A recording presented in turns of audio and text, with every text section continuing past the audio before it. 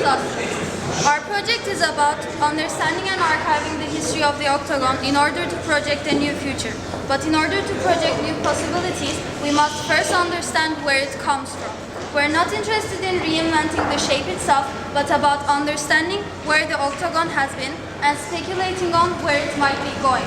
This is often the case with any ordinary shape. Take a circle, a square, or a triangle. But the octagon shape drives today's focus because it's one of the key defining shapes in the Slocum Hall region. Through the video, we will take you through a deep scan of the octagon. We will reflect upon its past, present, and future in 4 different acts.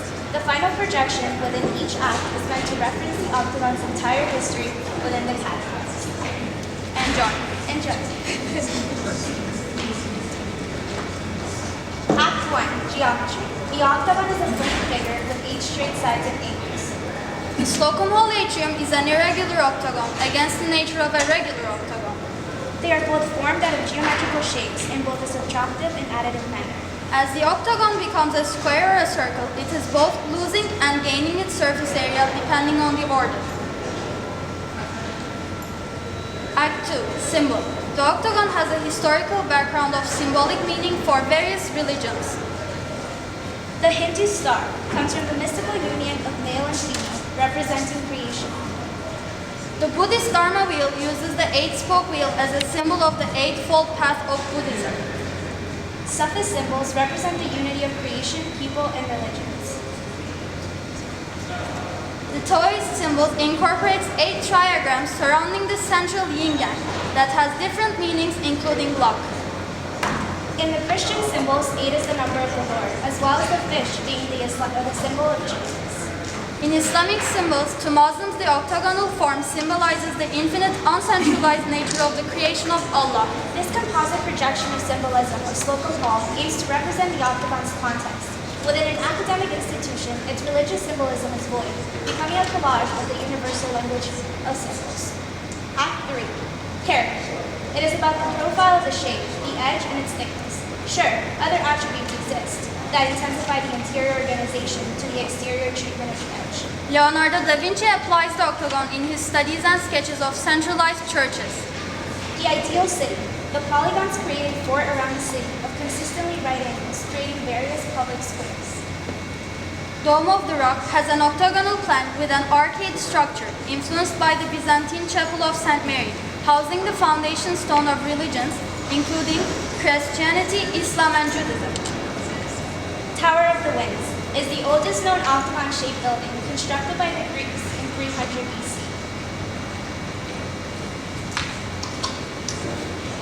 The octagon house's structure allows for more natural light and minimizes the external wall surface area, which decreases heat loss and heat gain.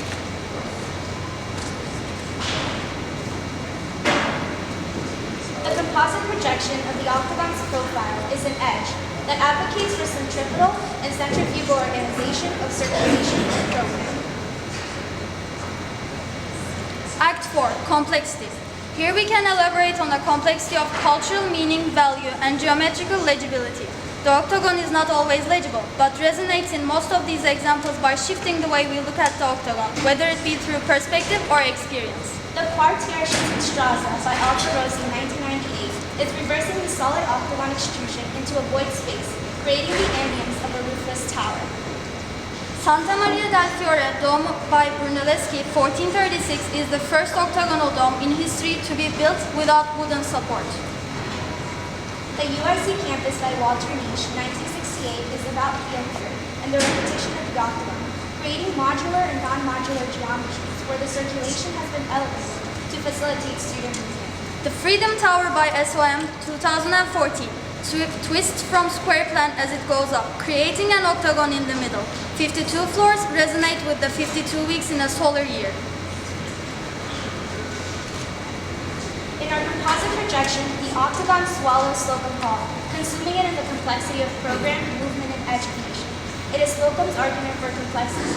We propose scaling the existing atrium to become each floor of Slocum in the shape of an octagon. Each floor has been given its function. Third floor, second floor, first floor. As a result, through our projection, we are able to reveal and x-ray the historical and cultural evolution of the octagon. It's not about the perfect octagon or the type of shape used, but in our case, it has to do with understanding of where the octagon has been and speculating on where it might be going. As Walter H. says, the octagon is the universal image of good architecture that is geometrically ordered where form must follow function.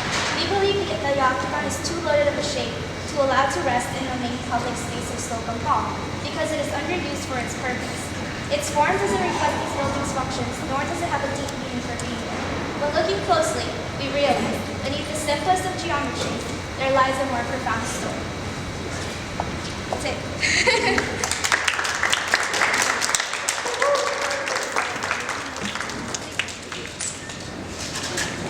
Get away for comments.